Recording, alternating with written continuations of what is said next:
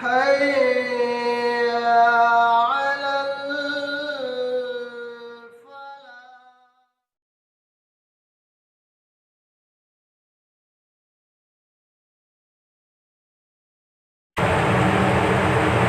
بسم الله والصلاة والسلام على رسول الله وبعد.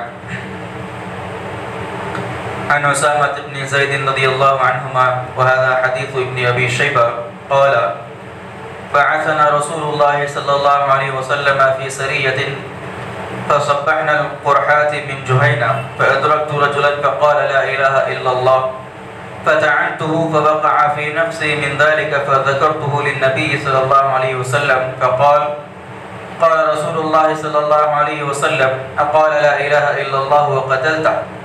قال: قلت يا رسول الله إنما قالها خوفا من السلاح.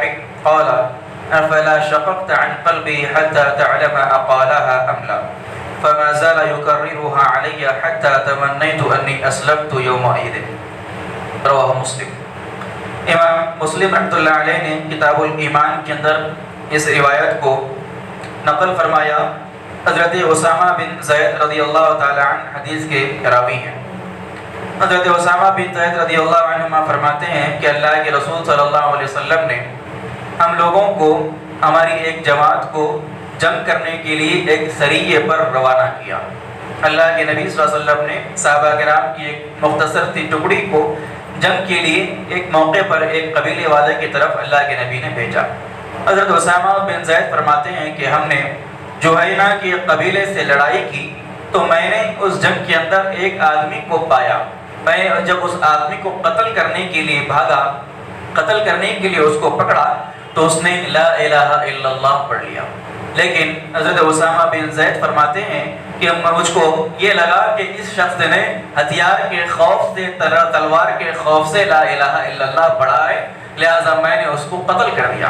پھر حضرت اسامہ بن زید فرماتے ہیں کہ جب میں نے اس آدمی کو قتل کر دیا، بار بار میرے دل کے اندر یہ چیز ملامت کر رہی تھی مجھ کو، لہٰذا میں نے اللہ کے رسول صلی اللہ علیہ وسلم سے اس بات کا ذکر کیا کہ اللہ کے نبی نے، میں نے ایک آدمی کا قتل کیا کہ جب میں اس کو قتل کرنے جا رہا تھا اس نے لا الہ الا اللہ پڑھ لیا.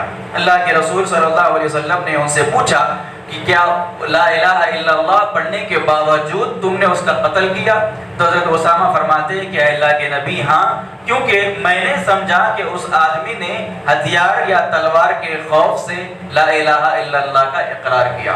اللہ کے رسول صلی اللہ علیہ وسلم نے اتنی بات سنی اور فرمایا کہ اے اسامہ، کیا تم نے اس آدمی کے دل کو چیر کر دیکھا تھا کہ کیا اس نے لا الہ الا اللہ کا اقرار ہتھیار کے خوف سے کیا؟ اللہ کے نبی صلی اللہ علیہ وسلم بار بار اس بات کو حضرت اسامہ کے سامنے دہراتے رہے.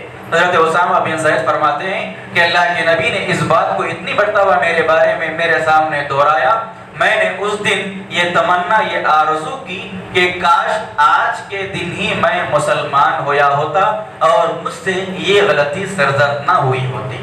اللہ کے رسول صلی اللہ علیہ وسلم کی اس روایت اور اس حدیث کے اندر یہ بات معلوم ہوئی کہ مسلمان جب آدمی کلمہ پڑھتا ہے، لا الہ الا اللہ کا اقرار کرتا ہے، اشہد ان لا الہ الا اللہ کا اقرار کرتا ہے، تو وہ آدمی ظاہری اعتبار سے مومن اور مسلمان ہو گیا.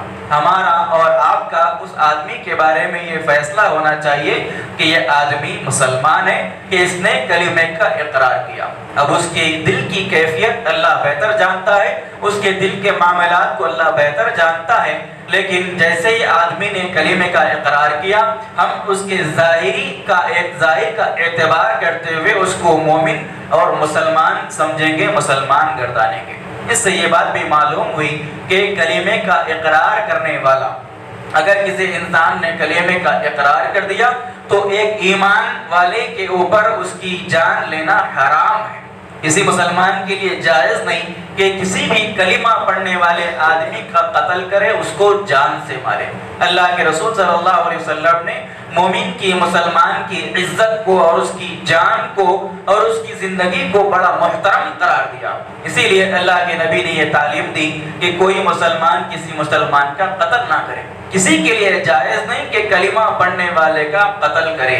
اللہ کے رسول صلی اللہ علیہ وسلم نے مومن اور مسلمان کی جان کو حرمت والا اور باعزت قرار دیا، اور یہ کلمہ توحید اشہد ان لا الہ الا اللہ یا لا الہ الا اللہ کے اقرار کی وجہ سے ہے۔ اسی لیے ایک مومن کے لیے یہ بات ہرگز جائز نہیں کہ وہ کسی مسلمان کا قتل کرے۔ ہمارے معاشرے کے اندر یہ مسلمان کا یا کسی بھی ایمان والے کا قتل کرنا یہ ایک عام بات ہو چکی ہے۔ ہمارے چھوٹے شہروں کے سے ہٹ کر اگر بڑے شہروں کی طرف جا کر دیکھیں گے، حیدرآباد جیسے شہروں کے اندر روز ایسی خبریں اخباروں میں، نیوز میں، سوشل میڈیا پر دیکھنے میں آتی ہے کہ فلاں ایریے میں، فلاں علاقے میں کسی مسلمان نے کسی مسلمان کا قتل کر دیا، اور اس کی وجہ کوئی بڑی وجہ نہیں، چھوٹی چھوٹی معمولی وجہ، کسی کی سیاسی دشمنی، کسی کا گھریلو اختلاف، کسی کا مالی معاملہ، کسی چھوٹے چھوٹے وجوہات کی بنا پر قتل عام ہو چکا ہے۔ اور اللہ کے نبی صلی اللہ علیہ وسلم نے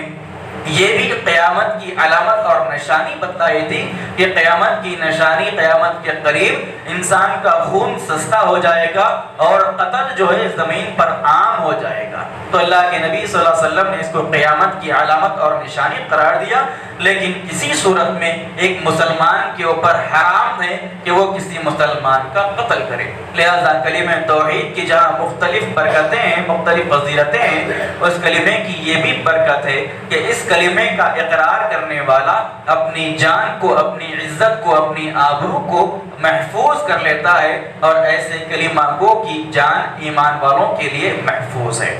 اللہ رب العالمین سے دعا ہے رب العالمین ہم تمام کو اللہ کے رسول صلی اللہ علیہ وسلم کی ان تعلیمات کو پڑھنے، سیکھنے، سمجھنے، اس پر عمل کرنے کی توفیق عطا فرمائے، آمین۔ سبحانک اللہم و بحمدک اشہد ان لا الہ الا انت استغفرک و اتوب الیک۔